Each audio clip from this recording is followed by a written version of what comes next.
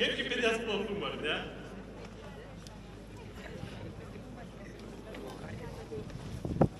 Nesigirdi.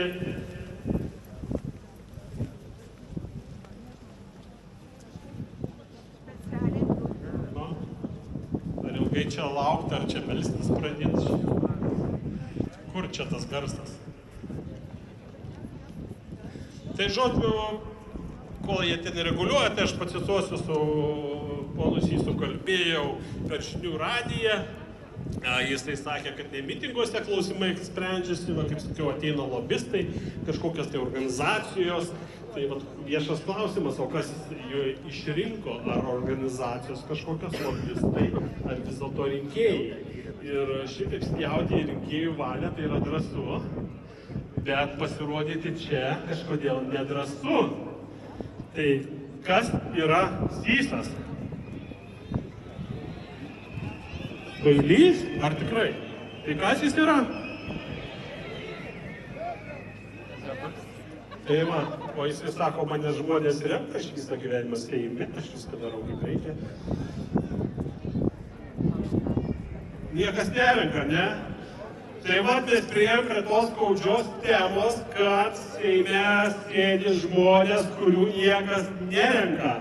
Tai yra sąrašiniai, kurie metai iš metų ten sėdi ir kaip pastebėjote, visus blogus įstatymus priima sąrašiniai, nes jie prieš nieką nesako, jie nieko nebijo, nes vienmandatininkai dar kažkiek bijo žmonių.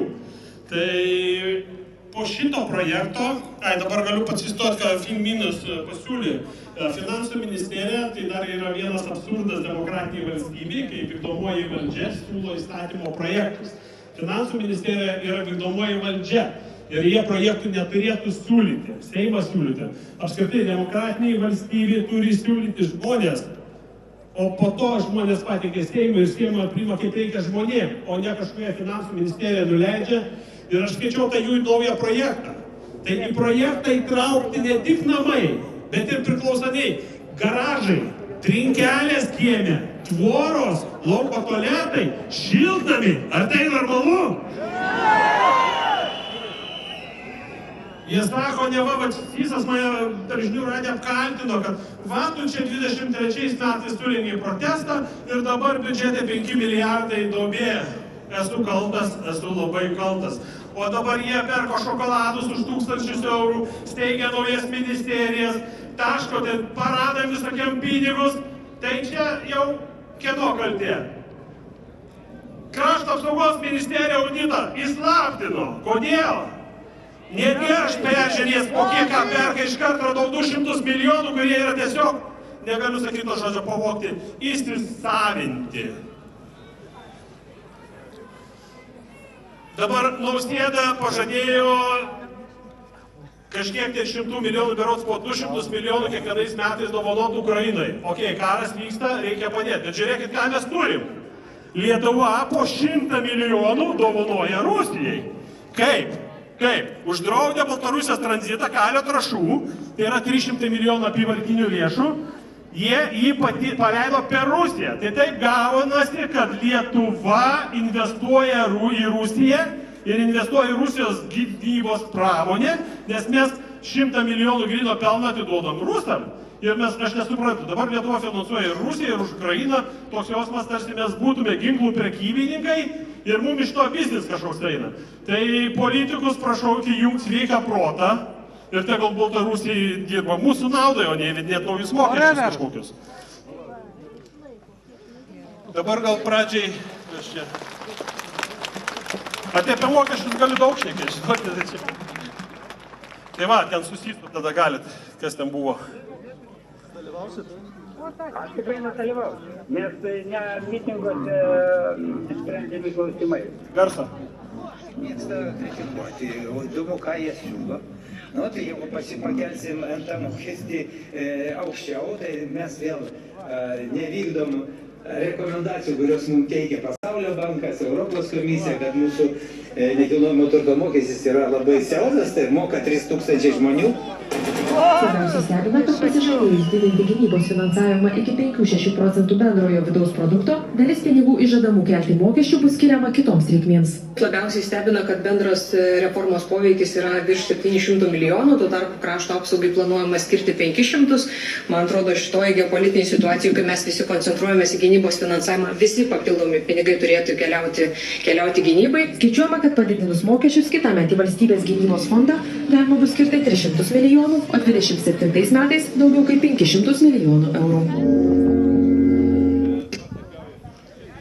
Tai vat, ką išgirdom iš SISO, įsipareigojimai. Atsidarė ES visus tos fondus.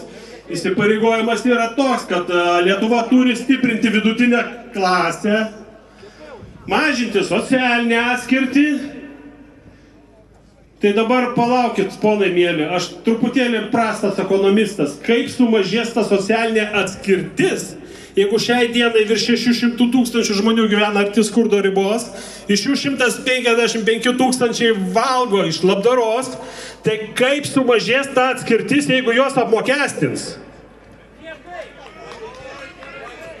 Tarkim, jūs neturite pinigų pavalgyti ir jums, kaip Šadžius sako, įves dar 7 eurus ten mokėti, žinai, kas mėnesį, per metus ten kokius 300. Tai ar jūs nuo to turėsite daugiau valgyti ar mažiau? Ar tai čia yra ta socialdemokratija vadinama? Tai dar norėčiau, tada buvo išsiųstas kvietimas Paluckui Gintautui. Kur Paluckas?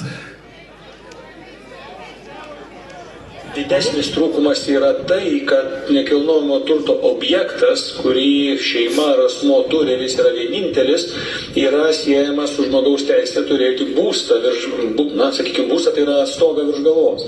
Tai yra pagrindinis argumentas, jog nesumokėjus to mokesčio arba tą mokesčio esant per dideliam, nepakeliamam, žmogus ar šeima galėtų būti išvarytas iš savo vienintelio būsto.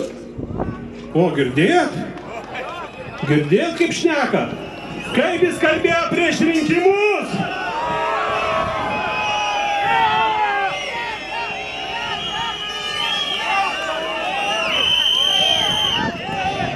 O žinot, kur dabar yra Paluckas? Atsiverčiau žiniasklaidą. Paluckas šiandien geria, nes jie metinės, matai.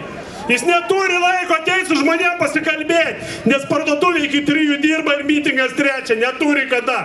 Reikia skubėti parduotuvę. Tai kur prioritetai? Gėda!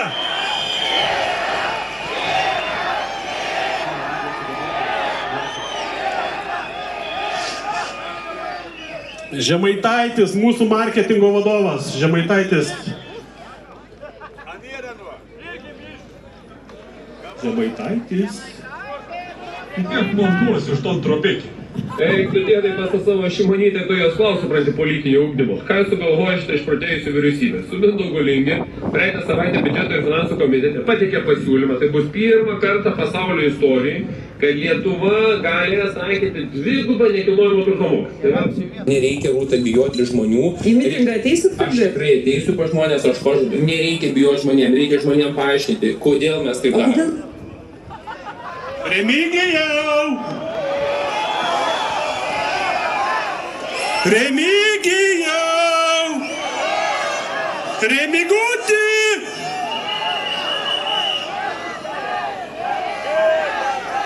Ir vėl apgavo.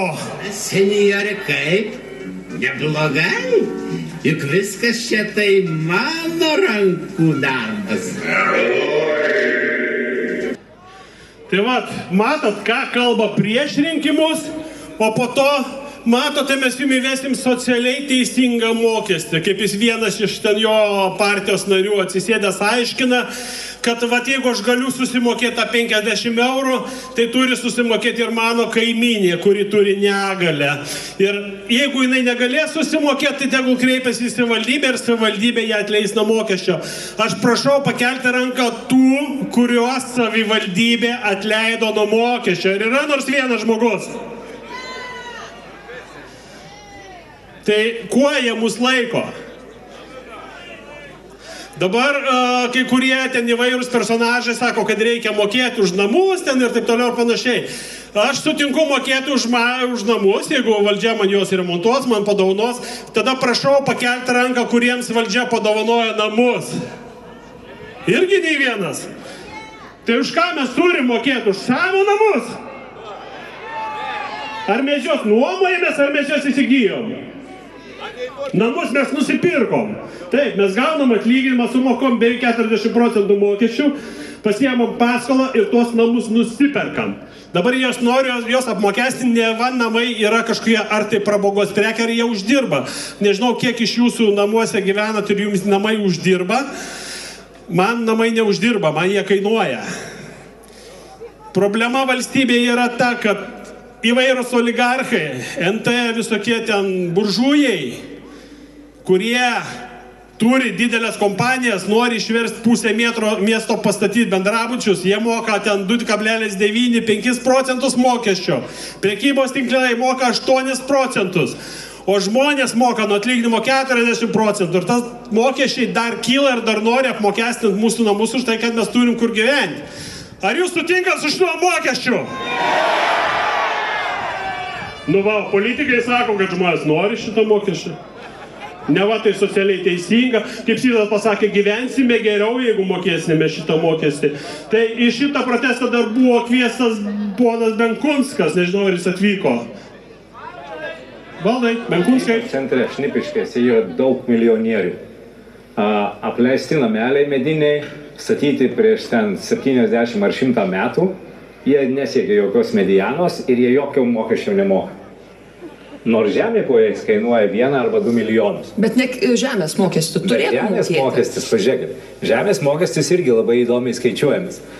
Žemės mokestis skaičiuojamas nuo mokestinės vertės. Jau reikės mokėti greičiausiai, tą 1%, kuris šiuo metu yra taikomas komerciniam nekilnojamui turtui.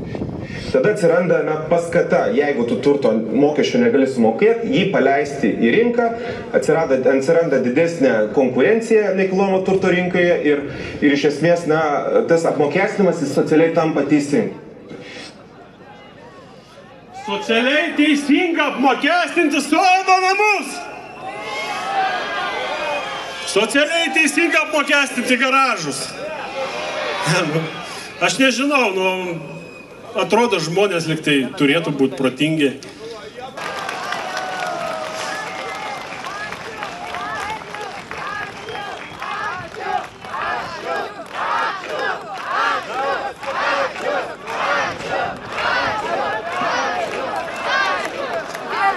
Aš jums padėkosiu po to, kai tie 50 000 parašų bus.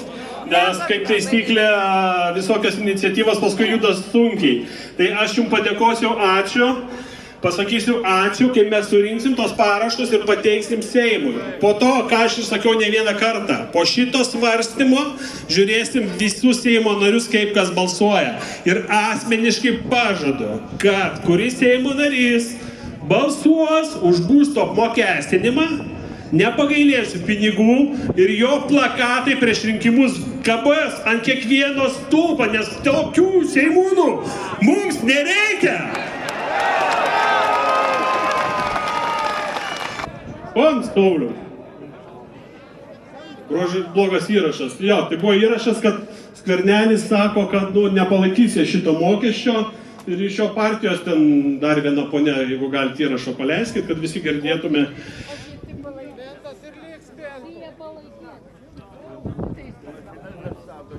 Pabandykit.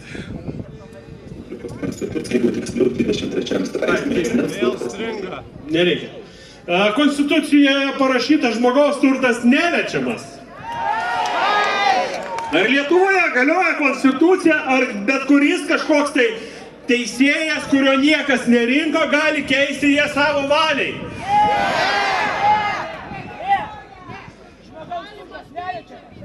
Konstitucija senai negalioja. Tai palaukit, mes konstitucinė valstybė ar ne? Nebesuprantu. Dabar Gitanas Nausėda, Gitanai, čia tau netoli užeik. Gitanas Nausėda irgi labai aktyviai propaguoja šitą mokestį, bet kaip atsiverčiau siūlomą projektą, žiūriu, kad jam mokestis mažėja. Ar tai nėra politinė korupcija? palaukit, dabar jie naudojasi savo padėtimi tam, kad susimažintų savo mokestį, o mum įvestų naują, tiem, kurie nemokėjo iki šiol mokesčio. Tai turi būti. Ar mes turim prokuratūrą? Neturim. Liūdna. Kur tie vatnikų medžiotojai? Nėra. Ai, penktoji. Ai, teisingai, šitiegi, tarp kitko, toks vienas save laikantis žurnalistų berods Laisvių sakė, kad čia susirinks penktoji kolona. Tai, žiūrėkit, 1, 2, 3, 4, 5. Tai aš, kuri čia iš tų katedros kolonų penkta? Iš kairės į dešinę skaičiuokit, pamatysit. Ir ko gero pamiršau, nes kadangi vis dėlto viskas vyksta iš širdies, tai aš galiu pasakyti, ką ne kartą sakiau. Penktoji kolona nori apmokestinti mūsų namus, nes kasdien kalbėdami apie karą, jie nori išmušti pagrindą mums iš po kojų, tam, kad žmonės taptų nuomininkai savo namuose ir iškilus grėsmė jų nebegintų. Ar mes leisim tai padaryti? Kur politikai? Nėra. Čia gal nors vienas politikas yra, gal kažką gali paaiškinti mum? Ar yra nors vienas? Va, vieną matau. O, ateik, ant kilimo, vieną matau. Oi, dabar to diržą paimsiu. Pristatau Valių Ąžuolą.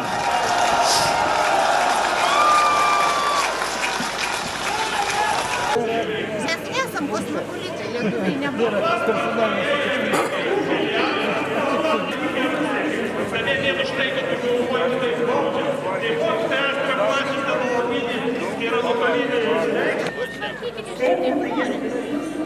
Šiandien 9 slėpsnių šalia